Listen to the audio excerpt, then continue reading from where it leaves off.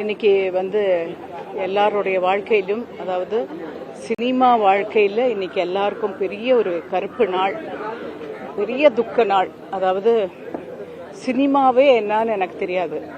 நான் ரொம்ப சாதாரண ஒரு குடும்பத்தில் பிறந்து வளர்ந்து என்னை வந்து ஒரு மைமிங் பண்ணலான்னு சொல்லி தான் என்னோட வீட்டிலேருந்து ஒரு அங்கிள் கூட்டிகிட்டு வந்து கலைமணி சார்கிட்ட பரிச்சயப்படுத்தி அவர் மூலமாக எனக்கு என்னுடைய குருநாதர் கிடச்சி 2 பிதாக்கள்.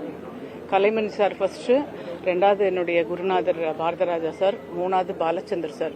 இந்த 2 படங்களும் அட்ட டைமில் நான் நடித்து இன்னைக்கு இந்த இடத்துல நான் நிற்கிறேன்னா அதுக்கு 2 பிதாக்களும் அவ்வளோ எனக்கு ஒரு ஸ்ட்ராங்காக ஒரு பில்லர் கொடுத்தவங்க. கடலோர கவிதைகள் ஷூட் பண்ணிகிட்டே இருக்கிற டைமில் ஒரு 15 டேஸ் கழித்து கவிதாலயிலேருந்து ஃபோன் வர டைமில் அவர் சொன்னார், எங்கள் குரு சொன்னார், நீ கண்டிப்பாக என்னுடைய நண்பன் படத்தில் நடிக்கணும்னு. அதுதான் புன்னகை மன்னன்.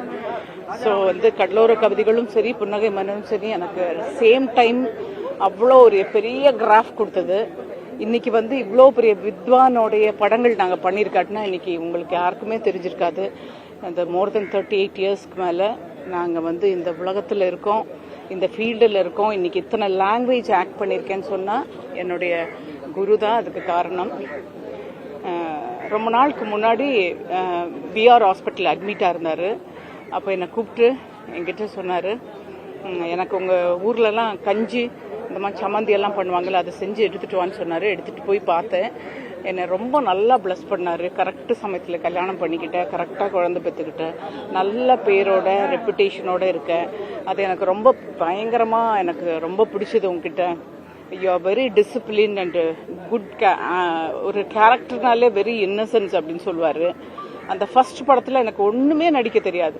எங்கள் டைரக்டர், எங்கள் குருநாதர் வந்து என்னுடைய பிதா வந்து என்ன ஆக்ட் பண்ணி காமிச்சாரோ அது ஒரு 5 மினிட்ஸ், ஒரு 10 மினிட்ஸ் தான் நான் நடிச்சிருப்பேன்.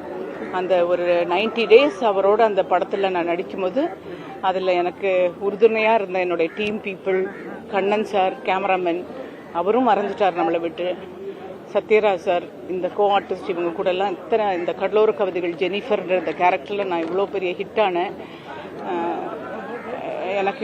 எனக்கு வந்து ஒரு பெரிய லயன் மாதிரி பார்த்துட்டு இருந்தேன் அவரை. அப்படியே காலையில் 3 o'clock எந்திரிச்சு எங்கள் ஷார்ட்ஸ் எல்லாம் எடுக்க போயிடுவோம். அப்படி ஒரு லயனான இவங்கெல்லாம் ஒரு இப்போ ராதா மேடம் இருக்கட்டும், ராதிகா மேடம், ரேவதி, இவங்கெல்லாம் வந்து நிறைய கேரக்டர்ஸ் பண்ணியிருக்காங்க, நிறைய படங்கள் பண்ணியிருக்காங்க. ஆனால் நான் அந்த ஒரு படம் தான் பண்ணியிருக்கேன்.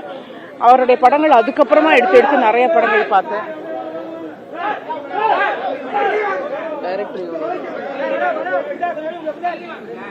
அவங்க வந்துட்டு இருக்காங்க, நம்ம சீக்கிரம் பேசி முடிச்சிடலாம்.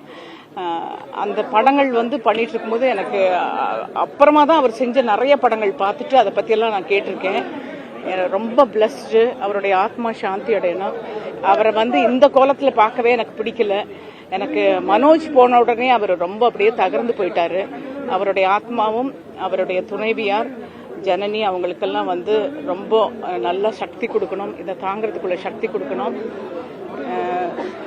உங்கள் எல்லாருக்குமே, ப்ரெஸ் பீப்புள் எல்லாருக்குமே சொல்கிறேன், எங்கள் குருநாதரை பற்றியும் சரி, சினிமாவை பற்றி நல்லா தெரிஞ்சுக்கணுன்னா அவருடைய படங்கள் பாருங்கள், நல்லது எழுதுங்க, நல்ல விஷயங்கள் எழுதுங்க, கெட்டதை மட்டும் ஸ்ப்ரெட் பண்ணாதீங்க ப்ளீஸ். உங்கள் எல்லார்ட்டையும் கேட்டுக்கிறேன். தேங்க்யூ. அவருடைய ஆத்மா சாந்தி அடையட்டும். Thank you so much.